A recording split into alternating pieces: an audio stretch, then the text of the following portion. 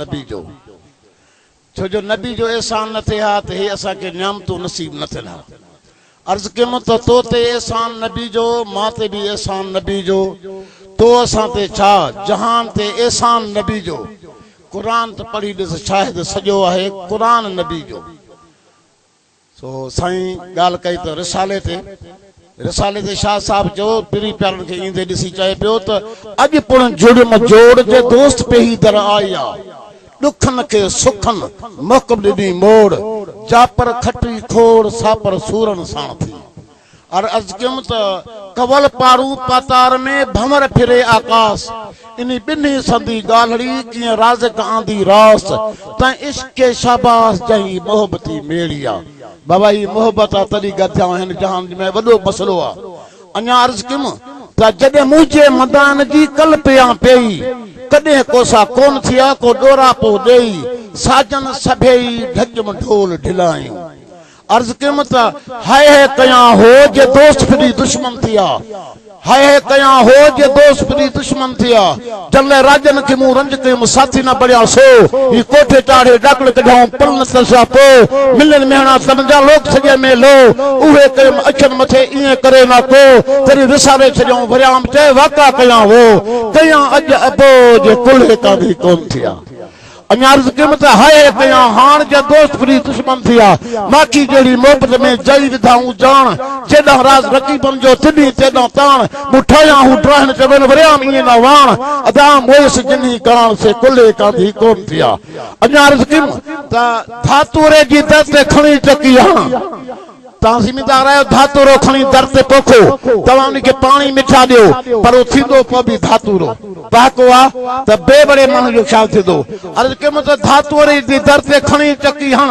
जेको न ॾींदी ज़रे जेतिरो त मिठाई मिलाएसि मण चखण सां तूं चरियो थींदे ॼायो न हुए ॼण बेकुर्बे इंसान में बि अथा अधी अहिड़ा यार न छण ॾणे कया ॻण मूं अकुल सां लिवाज़ चए अर्ज़ कयमि त बेकुर्बे खां कुर्ब न मिलंदी न पंहिंजो वक़्तु वञाए ॾिस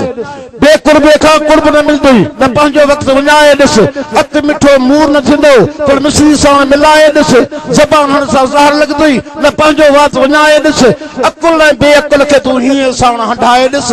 अदा करे दाना सां दिलि लाए ॾिस त मिली इज़त निवाज़ चए अर्ज़ कयमि बेकुर्बे खां कुर्ब घुरण ॿॿरनि खजण ॿेर हाणे ॿॿर ॿेर पाण खे ॾींदा कोन फ़क़ीर जो ख़्यालु आहे त अर्ज़ कयमि त बेकुर्बे खां कुर्ब घुरण ॿॿरनि खजण ॿेर तूं साईं दे सिक ॾे हुनजा पोयां हूंदा पेर हली न सघंदी हरगिज़ उहो सफ़र सेर भलाई वारो भेर न मिलंदी उमिरि सॼी लिवाज़ चए अदा चवंदा आहियूं सियाणा पहाके में चवंदा आहिनि त अदा डिंगरी अटकी पई आहे बीही छॾायूं इहो डिंगरी जो फ़क़ीर पहाको आहे पर आहे माण्हू जी ॻाल्हि हिकिड़े बेकुर्बे सां फाथा आहियूं कंहिं खफ़े में बीही छॾायूं अर्ज़ कयमि त अटकी पए डिंगरी त उहा बीही छॾाइजे वेही कंहिं महफ़िल में एगो पाण न फॾाइजे गिला करे कंहिंजी न पंहिंजो वात वॼाइजे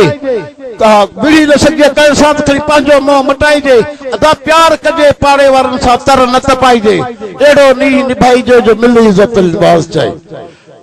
हम सनाहे अर्ज कयमि त ख़ालिक जो कुर्बा इहो हबीब असां खे ख़ालिक अकबर पंहिंजो महबूब करे मोकिलियो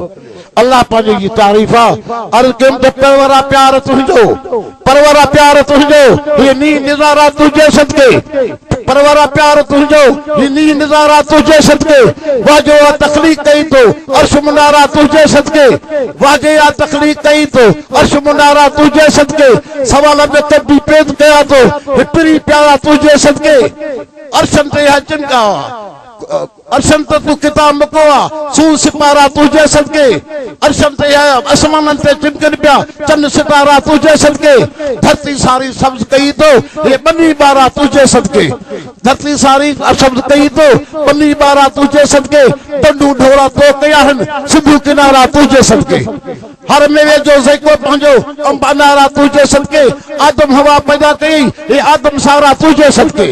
हवा आबाद तो पैदा कई ये आदम सारा तुझे सदके शहरी चाहे शहर लिखन सुगर सारा तुझे सदके नबी जे सदके मुंह बस के ये अली निवास पारा तुझे सदके अस्सलाम वालेकुम।